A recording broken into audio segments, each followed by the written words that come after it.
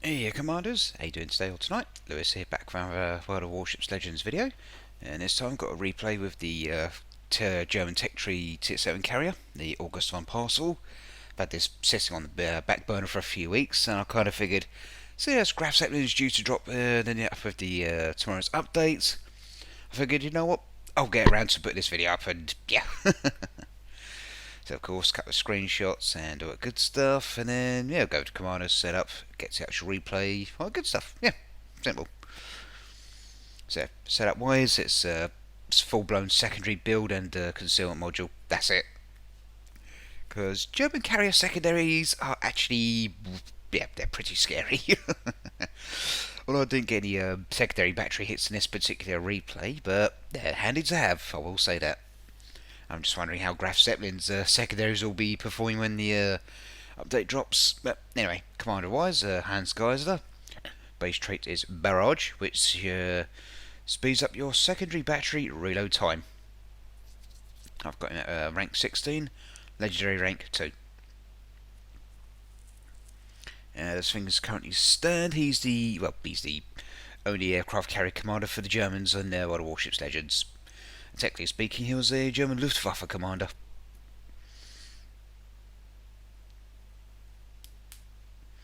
So, inspirations wise, obviously going for secondary batteries and everything. I've got a Pedro Blue Steel's Harana, rank 16, legendary rank 2.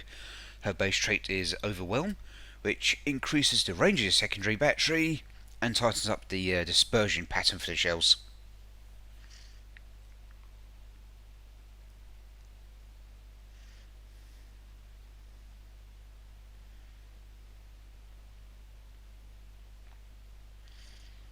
And for second inspiration, Franz von Hiffer at rank 16, legendary rank 3. His base trait is Elbow Room, which also increases the range of your secondary guns even further and tightens up the shell grouping pattern. So both inspirations increase the range. One tightens up the dispersion pattern, the other tightens the grouping pattern, and whatnot. And obviously the actual skills and perks and so on. First row skill, Mastery 4 out of 4, no fly zone. Bumps up your ship's average anti-aircraft damage per second by up to 10%. And also increases your ship's anti-aircraft guns firing range by an extra 5%, or up to 5%.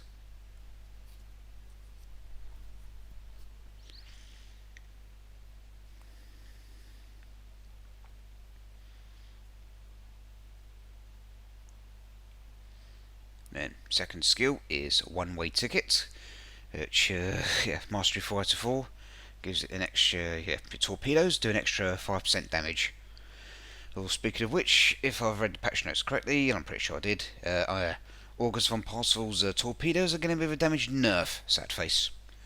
So if you want to counterbalance that, you could use Riser Tanaka as an inspiration. It obviously increases torpedo damage as an option. Although realistically, most of the time you're most likely to be using the arm-piercing bombs on the German carriers anyway. But third skill, Mastery 3 out of 4, out of sight. Improves the concealment for your dive bombers and skip bombers, and increases your bombers' hit points.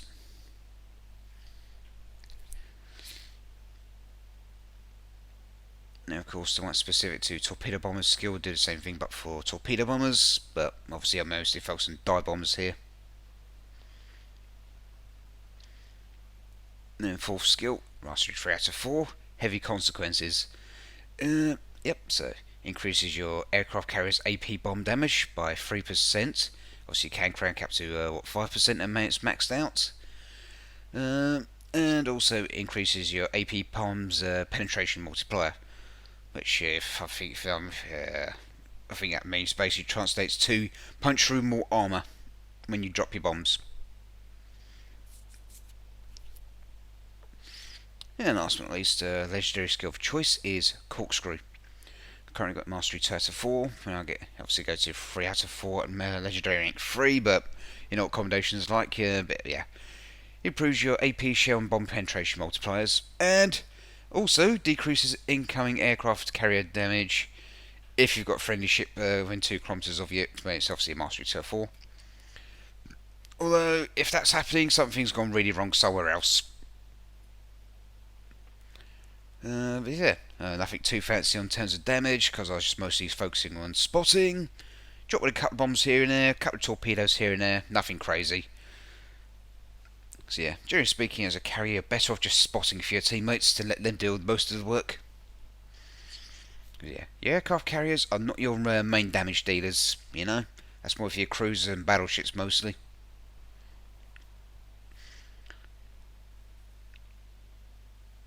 So yeah, and I placed in the yeah, I managed to squeeze in at 6 overall me of my team. So not a bad result. Yeah, as I like to say, if you're in a carrier and you're placing the upper half of your team, something's really going wrong somewhere else. And don't try to change your mind, because you won't.